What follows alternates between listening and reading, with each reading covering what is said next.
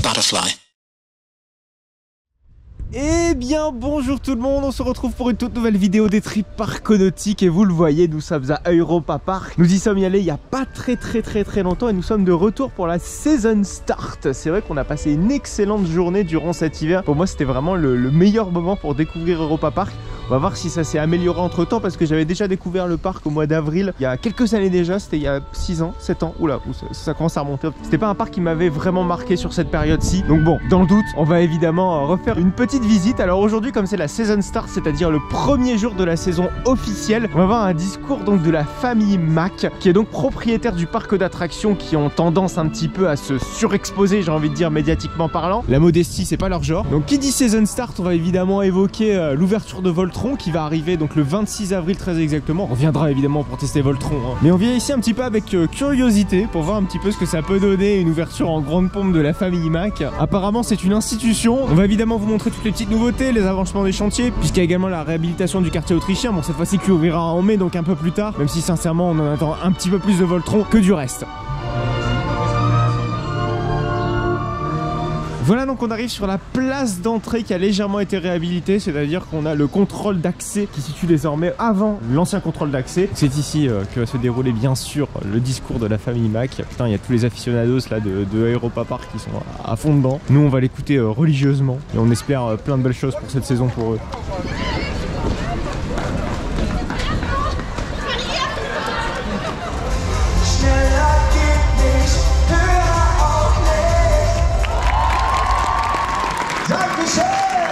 Welcome everyone to our official start of the season, Europa Park 2024! C'est le chauffeur de salle en fait. Ouais, un peu, c'est un artiste de rue. Elle a changé de tête sur les médias sociaux, mais pas en vrai.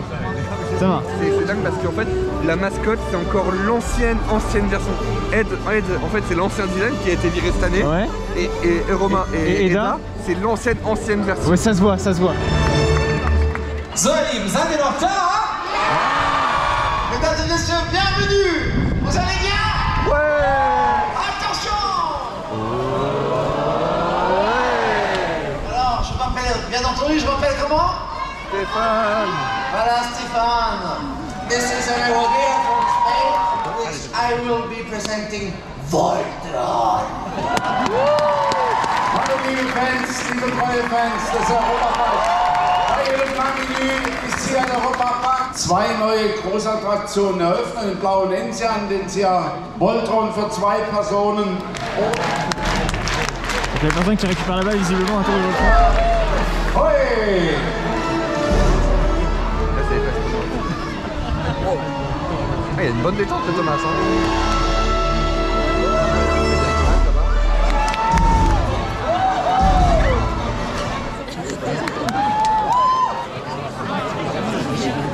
So, und zwar haben wir bald eine neue Attraktion. Wer freut sich eigentlich schon auf Voltron? Sind auch noch ganz viele Gewinne versteckt. Ja? 10, 9, 8, 2, 1, 0, der Europapark ist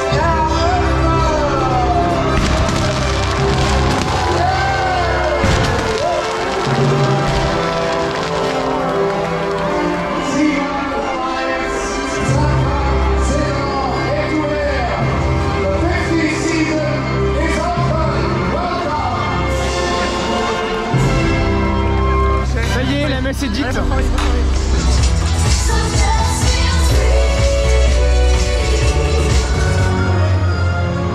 On rentre enfin dans le parc avec plus de 30 minutes d'attente. Alors parce que d'habitude Europa Park ouvre ses portes vraiment en amont, ce qui permet donc de fluidifier un petit peu les rentrées, ce qui est très intelligent.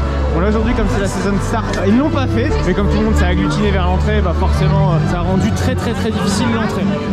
Alors aujourd'hui je vais pas passer en revue non plus toutes les attractions, hein. C'est vrai que j'avais fait une vidéo en hiver avec des avis très détaillés sur chacune des attractions, donc je vous inviterai à la fin de celle-ci à aller voir la vidéo en hiver. Aujourd'hui voilà, c'est plus tranquillou, on va visiter le parc, peut-être faire des attractions qu'on n'a pas fait. Dans dont il mériterait forcément des points d'attention. Voilà, comme ça je vous plante le décor sur la vidéo qui va suivre.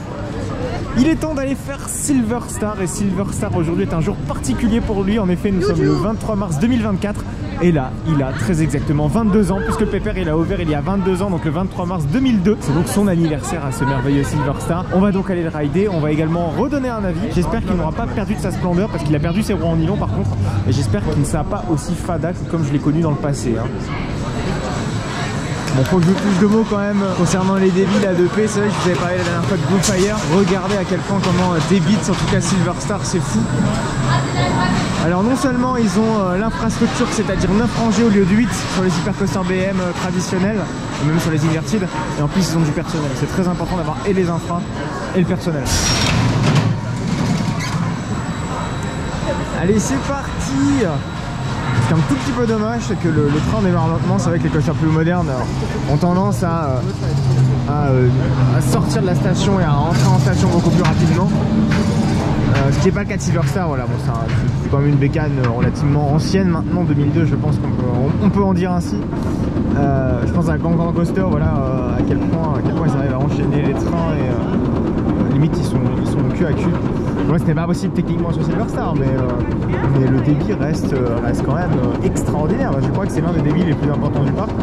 Euromir, un débit légèrement plus important, mais lui vraiment c'est bien très bien. Donc vraiment des temps d'attente très faible sur l'après-midi comme à l'heure actuelle, où il faut avoir vraiment du 10 minutes voire de l'embarquement immédiat, même sur des journées quand même relativement bien fréquentées, ou des journées de plus forte affluence, où on peut avoir vraiment une temps d'attente très acceptable sur Silver Star. Et c'est ça qui est bien, c'est d'avoir une attraction capacitaire à l'entrée du parc. C'est parti. Oui, là ça vibre. Oh putain. Oui. Ouais. Le parking de paix. Oh, il trime pas du tout. Mais genre pas du tout.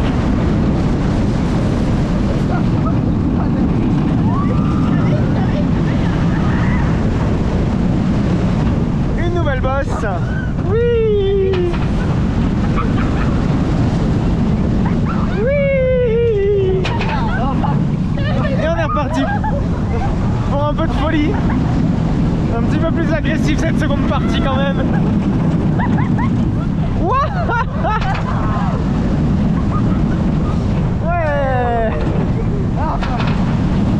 Le petit Esther au-dessus du lac, enfin pardon, au-dessus du cours d'eau. Ah.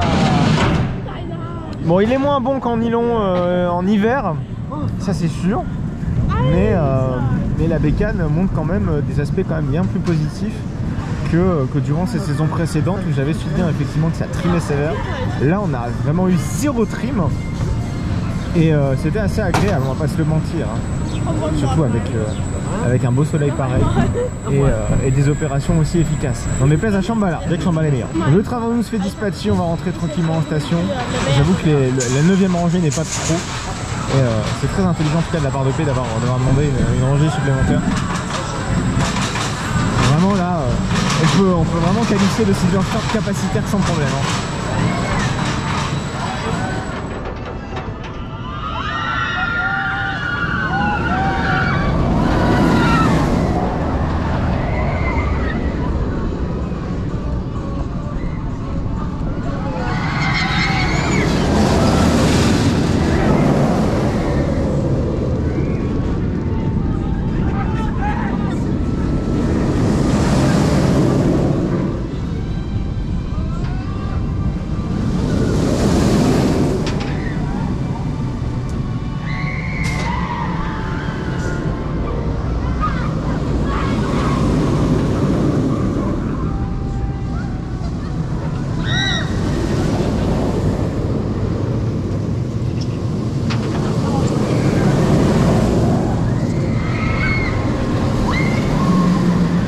On peut faire un petit bilan sur Silver Star. Oui, bon, évidemment, il est moins bon en nylon, il est pas forcément décevant. Bon, il est juste ce qu'il faut, j'ai envie de dire, mais attention, voilà, il manque peut-être un petit peu de punch. C'est pour ça que ces roues en nylon sont vraiment très intéressantes en hiver, mais bon, je vous l'ai déjà expliqué durant la période hivernale, hein, c'est bien pour des raisons techniques que ces roues en nylon sont ajoutées, c'est pas seulement d'un point de vue sensation. Notez qu'on est dans le hall Mercedes qui est absolument laid, qui n'a absolument rien à voir avec le quartier français. Pour moi, ça reste également un défaut, c'est sa thématique un peu naze, on va pas se mentir. Regardez les murs noirs, c'est pas très immersif quoi la bagnole. Notez que les vibrations là en bas de la drop, ça commence à devenir un peu de trop, hein. Faut vraiment vigiler sur ça, c'est dommage, hein. C'est l'un des points négatifs les plus pesants pour Silver Star.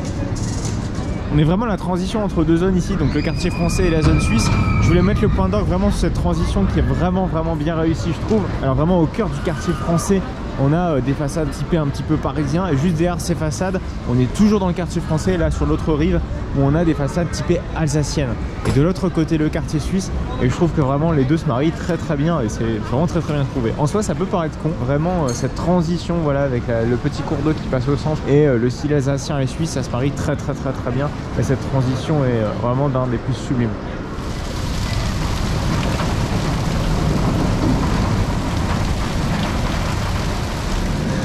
La zone suisse, ce n'est pas que le bobsleigh, hein, c'est également Matterhorn Blitz, qui est donc une Wildmouse Mack bien custom, qui navigue un petit peu devant déjà les Suisses. Visuellement, c'est plutôt sympa. Après, en on-ride, de mémoire, c'était pas non plus d'un confort absolument exemplaire, hein. On espère évidemment qu'on ne va pas en sortir avec des bleus.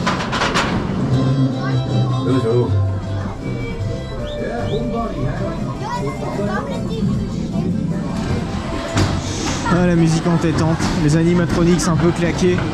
Et toute cette ferme là avec tous les animaux, les poules, les cochons, tout est réuni. Ça c'est une attraction bien vintage de paix. Allez, let's go. On va s'engouffrer dans l'attraction. Et des poules là qui nous regardent, qui nous fixent de manière insistante. Est-ce qu'elles veulent nous bouffer ou est-ce qu'elles ont peur que nous les bouffons? Et attention, je ne les insulte pas. Allez, cote. Voilà, on se fait attaquer par des poules.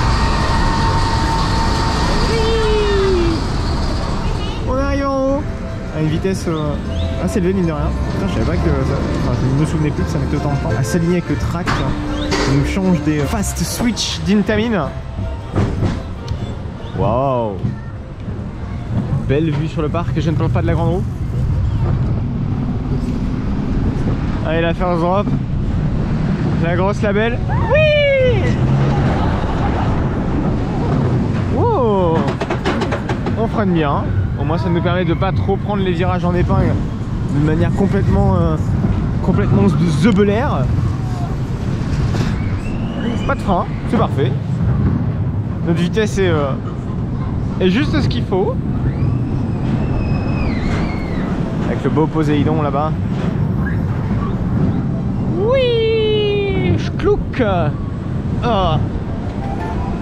Les 4 voiles qui ont l'air méga propres. Alors pourtant il y a des arbres de l'autre côté. Enfin de tous les côtés plutôt. Oh ouais. Petit coup de frein. Oh, oh le head chopper. Oui. Oh. Ah, c'est bourré d'head chopper ce machin. Ah, fin de l'histoire.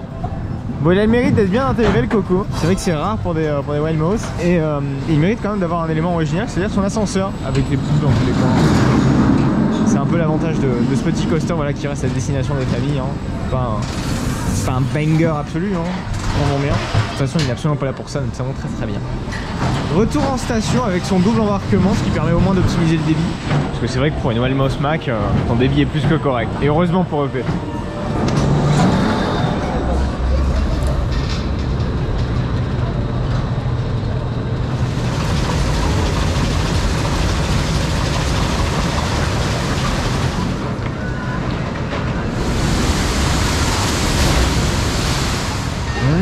Grèce, Mykonos, le Tsatsiki, Nikos Ayagas. Et oui, tout ça qui nous évoque le beau pays, cette belle culture. Mais il y a un coaster qu'on n'avait pas fait durant l'hiver. Il s'agit de Poséidon. Poséidon qui est donc le tout premier, le seul et unique First Water Coaster Mack Ride, qui a désormais été décliné avec Krampus Expedition et très bientôt avec celui du PAL. Je le rappelle, ce sera Fjord Explorer. Ça n'a rien à voir avec le thème d'Europa Park. On va laisser le faire, un petit plaisir à l'avant. On espère pas être trop mouillé parce que bon, il a beau faire beau, c'est pas forcément très chaud.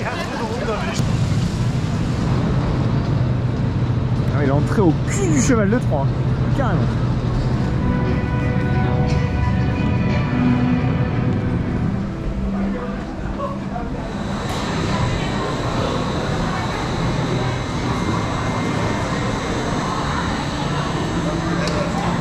Embarquement ces embarcations. Ça y est, on va se faire bouffer par Poséidon. D'abord Poséidon, il peut pas bouffer deux bateaux en même temps visiblement. Pour patience. Il y a quand même un petit rembourrage au niveau des genoux. Je sais pas si c'était là sur Campus Expédition. Faut dire que Campus Expédition, je l'ai pas fait énormément de fois. Mais l'esprit reste le même. C'est-à-dire un Watermac. Alors de mémoire, il a été retraqué pour notre plus grand plaisir et pour notre plus grand confort. Regardez ces beaux décors.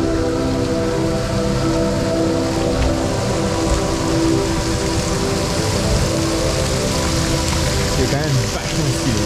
On a presque l'impression qu'il y a des ruines à perte de vue grâce à des petits effets de miroir très bien amenés. Vous en conviendrez sans doute bien. Un animatronique comme le reste du parc, c'est vrai ce qu'il y a plus marquant. Mais bon, ce qu'il y a plus marquant, ce sera sans doute le reste, c'est-à-dire le parcours qui arrive dans quelques instants. Est-ce que Poséidon passe bien en l'an 2024? C'est 24 ans, et oui. Est-ce qu'il va nous donner des à-coups tel un vieux coaster? Le mystère reste entier. Quelques capteurs évidemment pour valider notre présence sur cette zone bloc avant de pouvoir être droppé vers la première partie du layout, hein. Bien sûr. Allez. Ah oui d'accord, petite drop avant de repasser sur une zone de frein qui nous mène à notre perte. Ou pas. Ah, il est tellement silencieux. Oh là là là là, oh là là. Ça fait clac. Donc la partie retraquée visiblement.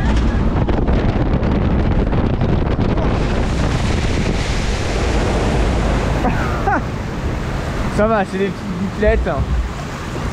On n'est pas trempé quoi. Mais bon, ne crions pas victoire, parce que l'attraction n'est pas terminée. La drop la plus grande nous attend. Du coup, le P-Express se passe de manière très lente au-dessus de ce quartier grec. C'est plutôt joli, hein, vraiment le quartier grec. Évidemment mieux en été qu'en hiver, ne serait-ce que Poséidon donne beaucoup de dynamisme à cette zone. Alors si jamais vous n'avez jamais analysé par exemple un lift de Water Coaster Mac, déjà un Water Coaster Mac n'a pas de roue up-stop, c'est-à-dire que vous pouvez absolument pas avoir d'airtime ou quoi que ce soit, contrairement à la version Comeback, hein, donc de Big Adventure Orlando Efteling. Donc celui-ci quitte le rail. Et là typiquement on a une partie donc, de transition, celle qu'on est en train de faire là actuellement. Sur tapis roulant avant donc que le chien de chaîne ne prenne le relais, donc la chaîne que vous voyez en plein centre là. Bam, voilà, c'est cet à-coup là que vous avez ressenti, c'est enfin plutôt que nous avons ressenti et que vous avez sans doute remarqué. Et l'accroche justement à la chaîne, bon, difficile de la rendre plus smooth, de mémoire Campus, c'est un peu la même limonade, hein. Mais bon, ça c'est vraiment la spécificité du fait que les Water Coaster Mac peuvent sortir de l'eau. On peut pas non plus partir directement sur un lift classique avec un chien de chaîne dès la flotte, parce que le train serait à même de louper la chaîne, hein. Trêve de blabla, de parler technique, quoi que ce soit. On va passer à la belle. Oui, en ligne droite.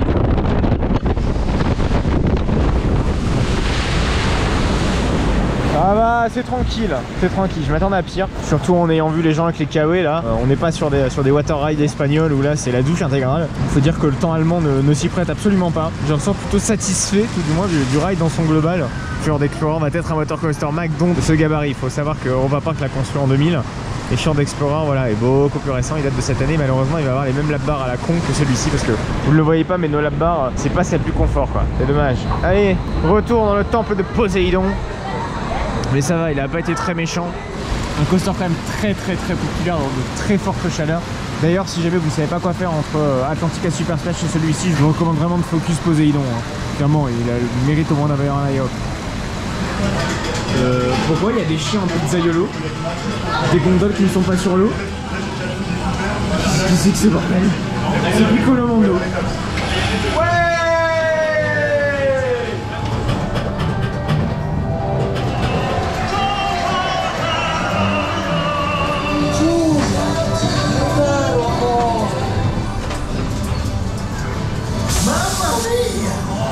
Pourquoi les chiens font la pizza? Qu'est-ce que c'est que ce délire? Tous les clichés de l'Italie réunis en une attraction. Voilà, le Piccolo Mondo, c'est ça, c'est tous les clichés de l'Italie réunis en une seule attraction. C'est à côté du Geisterschloss. C'est vrai qu'il est un petit peu plus discret et pas forcément un dark ride extraordinaire. C'était nul, hein. Tu résumes parfaitement la situation. Ah, voilà. Mais non, j'ai pas... J'essaie... T'as pas d'argument? J'essaye, hein, mais... Non. Ah, peut-être... Non. Non, ouais. Le quartier russe avec sa grosse montagne russe, Euromir. Euromir, on l'avait fait en hiver dernier. Alors Euromir en hiver dernier, c'était une toute autre musique, hein. Ce n'était pas la musique mythique qui a été composée spécialement pour l'occasion en 1998, je crois, de la fin des années 90 pour l'attraction Euromir, donc le spinning coaster, le tout premier de chez McRide. Je vous propose qu'on se refasse un tour de Euromir avec sa musique épique, traditionnelle, qui fait toute l'identité en tout cas de ce coaster, dont j'apprécie surtout de par son ambiance qui est ultra kitsch, mais qui partira sans doute un jour également, donc on en profite tant qu'il est encore là, même si sincèrement son confort fait peut-être l'un de ses plus grands défauts. Mais c'est dans son jus, c'est ça qui me plaît.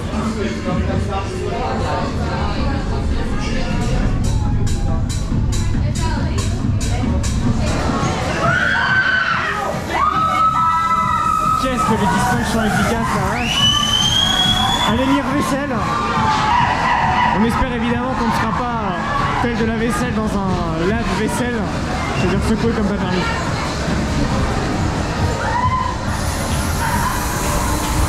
Allez, la partie d'Artrail.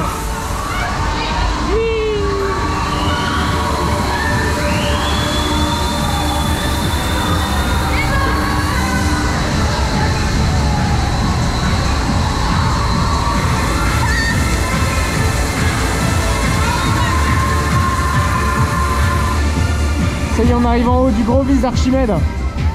Ah bah regarde, votre en test.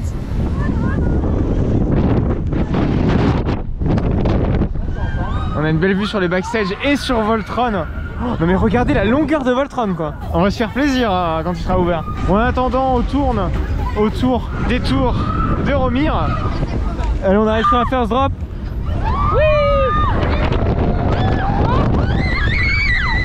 Oh putain. Oh purée. Oh, la belle tatane. Allez, on peut faire le parcours en marche avant. Ah là là, c'est du rustique, hein. On aime ce truc pour la musique. Oh là là là.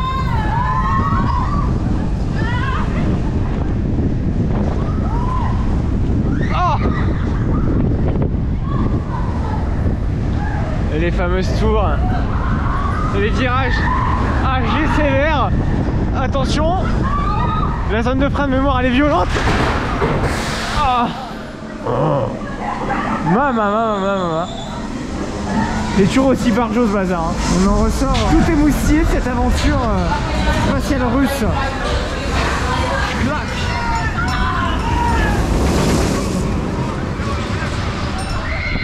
Ah, Euromir, qu'est-ce que c'est rustique, mais la musique elle est juste culte. Cette musique est tellement iconique qu'elle a passé pendant des années dans des boîtes de nuit allemandes et même françaises, alsaciennes, dans un contexte complètement différent que le parc. Et ça c'est quand même fort d'avoir réussi à faire ça. Alors fondamentalement le coaster est nul, hein. Rien que pour ça j'ai pas envie de voir Euromir partir.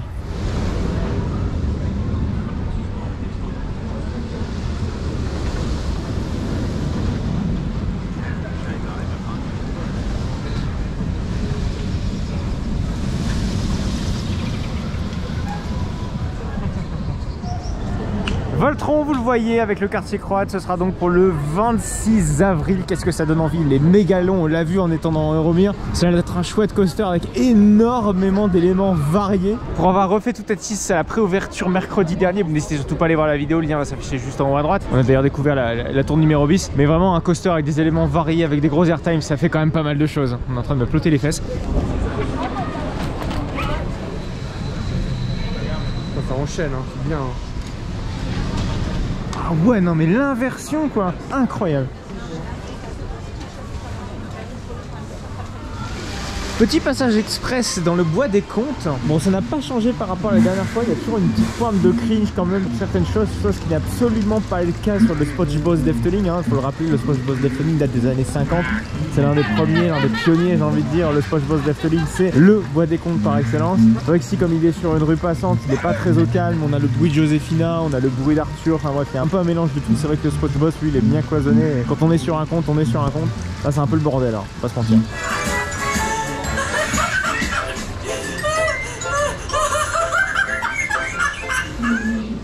C'est ce genre de pointe de cringe que je vous évoquais. Hein.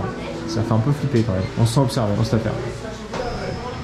Non, mais là, on a le comble de la pâle copie. Vous savez, l'âne à Efteling en plein milieu de la place du SpongeBob. On a la même chose, mais sauf que l'âne, déjà, il tire une tête absolument effroyable. 1 €, on n'a même pas de lecteur de cartes à Efteling, on a un lecteur de cartes. Non, mais regardez par où va sortir la pièce, quoi. Non, mais le tuyau est beaucoup trop visible.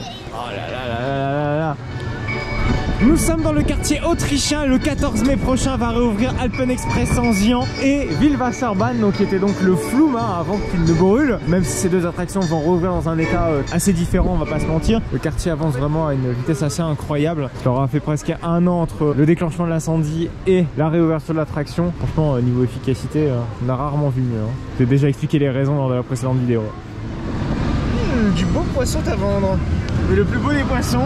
Tiens, on pince pour moi. C'est moi la pince de crabe. Comment allez-vous? Je vais bien, car un crabe va bien. Va bien les crabes. Ouais, globalement, un crabe ça doit être sympa.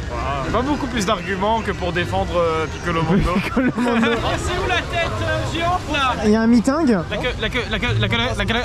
Attends, c'est quoi nous là, son générique? La queue virgin. La queue virgin. For the very first time. La queue virgin. J'ai oublié, attends, ça fait la queue, mais ça fait vraiment un truc. Attends, ça fait quoi? Like like that.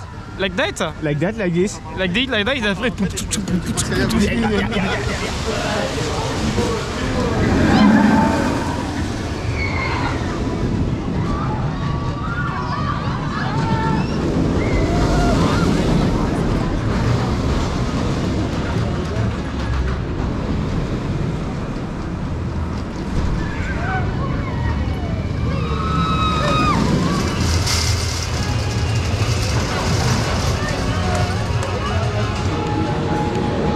On est parti pour le coaster gisement de gaz du quartier islandais.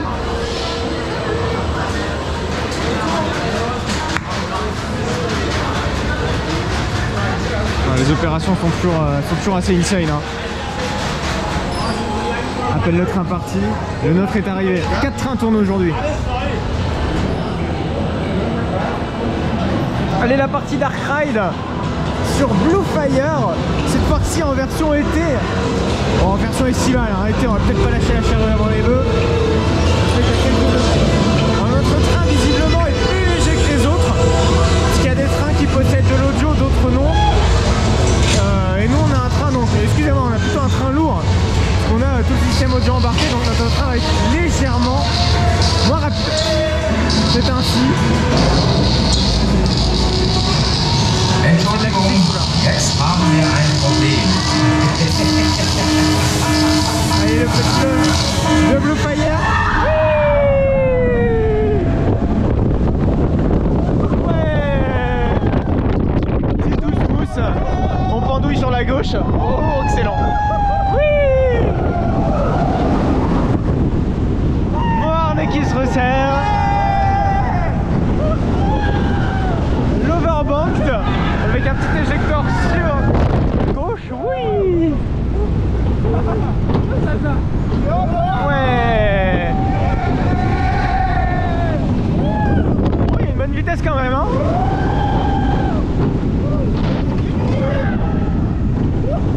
Bon, la tonicité, c'est pas ce qui caractérise le coaster.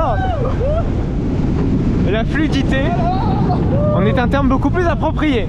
Allez, l'élément plus intense.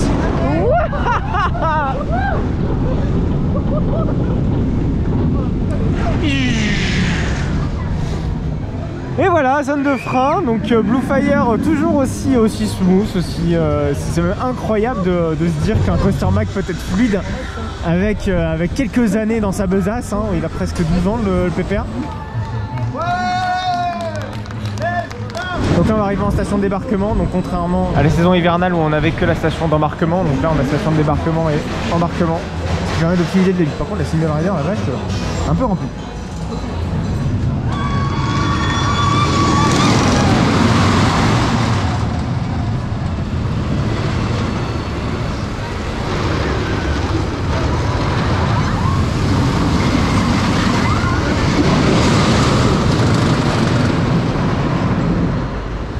Il y avait un coaster qui m'avait posé quelques soucis techniques lors de ma dernière visite hivernale, hein, c'est tout récent.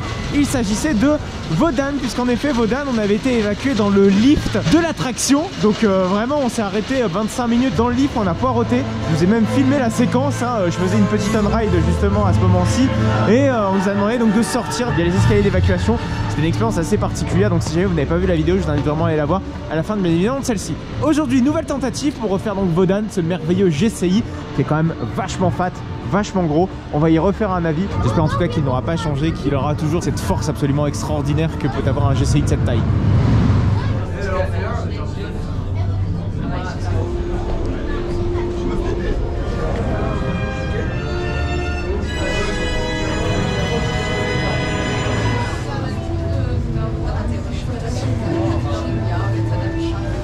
Überschreitet die Regenbogenbrücke.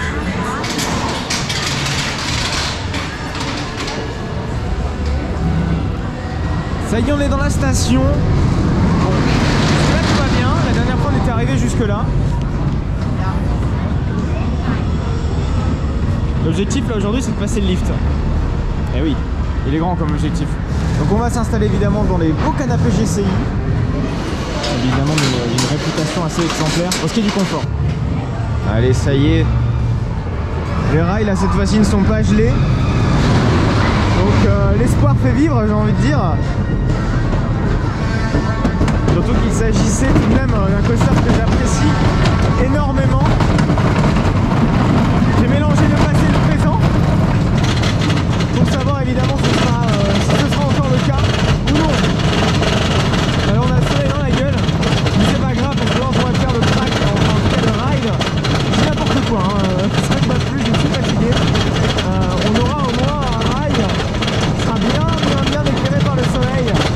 On aura un très beau ride. Là, c'est plutôt beau. Ça fait plaisir.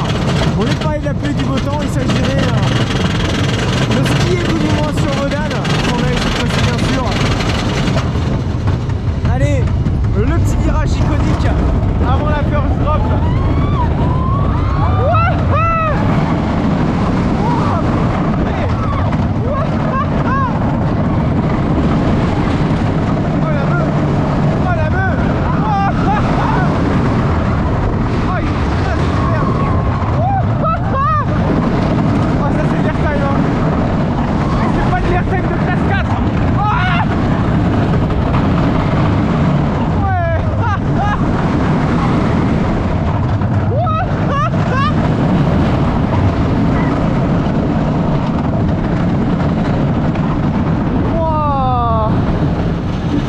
Définitivement Troy dit Sensasi c'est un peu écrasé par Wodan aujourd'hui. Ouais non c'est une excellente bécane, hein. Faut dire que sa force à laquelle il vous aspire dans la first drop et dans ses différents éléments, dans ses petits airtime à la fin. Airtime qui j'ai l'impression ne sont plus du classe 4 tellement le coaster trace. Alors les classes de harnais sont assez particulières, hein, parce qu'en fait en fonction de comment vous allez subir vos jets, vous allez devoir mettre un harnais on va dire adapté, donc une sécurité adaptée. Dans l'occurrence GCI, eux sont des lap bars de classe 4 et non de classe 5, hein, ce qui fait que vous ne pouvez pas censé avoir de trop gros airtime sur leur coaster. Mais là j'ai l'impression qu'on dépasse un peu la classe, hein. Mais bon, rien n'oblige EP tout du moins à changer ses lap bars, et pour moi on n'est plus dans du classe 4. Ça c'est certain, on est sur l'airtime bien plus puissant que du 4. Mais c'est pas pour me déplaire parce que c'est la barre un petit peu on va dire rustique, même si c'est pas vraiment le terme, donne un aspect assez sympa à l'attraction. Voilà, moi je veux pas du Gravity Group par exemple. Ressorti de l'imposant Wodan, mais qu'est-ce qu'il est très intense. Comme je vous l'ai dit tout à l'heure, j'ai l'impression que c'est la barre de classe 4 ne sont absolument plus adaptées à la furie tout du moins du layout qui impose en tout cas en termes d'airtime. C'est vrai qu'il glisse, hein. La vache. Assez agréablement surpris de cette attraction. Je peux même dire sincèrement que je préfère maintenant Wodan à Troy. Ouais. Avant c'était l'inverse, maintenant c'est lui. Bon, pour l'instant c'est mon coaster préféré de paix, toujours et encore. Peut-être que Voltron le détrônera une fois son ouverture, bien évidemment. Petite parenthèse avant de se quitter, on va parler du Geisterschloss. Alors je vous l'avais évoqué justement lors de la précédente vidéo en hiver. Donc le Geisterschloss a fermé pour réhabilitation. Faut savoir que le manoir était extrêmement exigu, hein. Il y a eu 2 incendies qui ont ravagé plusieurs attractions du parc. Et voilà, donc la dernière saison était la dernière année du Geisterschloss comme nous l'avions connu. Désormais voilà, il va revenir, mais cette fois-ci avec de nouveaux animatronics, avec de nouveaux décors, vraiment dans une version différente. Enfin, le parc est fermé, là ça fait un peu flippant. En plus je vois de la lumière, je me dis mais qu'est-ce que c'est que ce bordel. Le Geisterschloss risque d'ouvrir normalement en été. Il y a du taf qui va être de fait, hein. Surtout que le parc n'a pas que ce chantier-ci, il a aussi Voltron et il a aussi la mine de diamants. Donc c'est vous dire à quel point que le parc ne chôme absolument pas, et derrière c'est vraiment un très gros dark ride, hein. Donc il y a du taf. Voilà, c'est donc la fin de cette vidéo à Europa Park, encore sous une ambiance Noël. Non mais c'est quoi ces guirlandes là? J'avais dit qu'Europa Park était vraiment très chouette en hiver. Vraiment leur décoration hivernale est absolument dingueissime. Bref, on va faire un petit point sur la journée. Donc grosso modo c'était le week-end d'ouverture. Vous avez vu Roland Mac qui avait fait son speech dès le matin. D'ailleurs ça a causé énormément de problèmes opérationnels sur l'entrée du parc d'attractions. Ça pour moi c'était l'un des plus gros points noirs de la journée, et pour moi je juge en tout cas que tout le speech de Roland Mac ne doit pas faire subir cela aux visiteurs, parce que du coup on a une expérience différente en tout cas en termes de gestion des flux à l'entrée que sur une journée d'opening. Voilà, prenez vos précautions, sachez que la journée d'ouverture peut être vraiment chaotique sur l'entrée du parc. Autrement après les gestions des flux est vraiment assez exemplaire, hein. Toujours et encore Europa Park ça reste vraiment l'un des maîtres en la matière. Par contre pour comparer avec ma visite en hiver, je trouvais clairement que ma visite en hiver était bien meilleure, surtout en termes de décoration, etc. C'est vrai que le parc est vraiment décoré de A à Z. Et c'est vrai que la saison hivernale, vraiment, ça vaut son pesant de cacahuètes. Bon, pour avoir fait Wodan aujourd'hui, hein, je vous l'ai exposé, c'est désormais mon coaster préféré à Europa Park. Enfin, ça l'a toujours été en soi. Silver Star est un peu plus décevant en saison estivale qu'en saison hivernale. Mais clairement, Wodan, il défonce tout, quoi. Il trace. Vraiment mon coaster préféré. Mais bon, dans quelques mois, il va y avoir un nouveau coaster qui va ouvrir. Dans un mois, très précisément, à l'heure où je parle, il va y avoir Voltron qui va ouvrir. Donc, le nouveau coaster de Europa Park qui va vraiment valoir son pesant de cacahuètes. Je vous invite vraiment à vous abonner à cette chaîne parce qu'on va aller évidemment venir tester Voltron. Ça reste une nouveauté majeure en Europe. Il va être très long, il va être très intense. J'ai vraiment hâte de poser mes fesses dans ce Big Dipper Mac Ride. Je vous recommande vraiment à vous abonner, à venir à Europa Park pour aller découvrir Voltron. Alors peut-être que ce sera un caddie, hein. C'est vrai que les Macs ont tendance à vibrer d'année en année, donc j'ai un petit peu peur là-dessus. Mais bon, on croise les doigts bien sûr. Voilà, écoutez, je vous ai énormément parlé de cette vidéo, donc je vais évidemment vous rediriger vers celle-ci. Il s'agit donc de celle en hiver à Europa Park, donc découvrir donc le Winter Europa Park. Il y avait Silver Star qui avait des bandes de roulement en nylon. Bordel, qu'est-ce que c'était bien. Les décorations Noël à Europa Park, c'est juste dingue. Je vous invite donc vraiment à aller voir cette vidéo. Le lien va donc s'afficher sur la droite. Il ne vous reste donc plus que quelques secondes pour pouvoir cliquer et aller voir cette vidéo à Europa Park.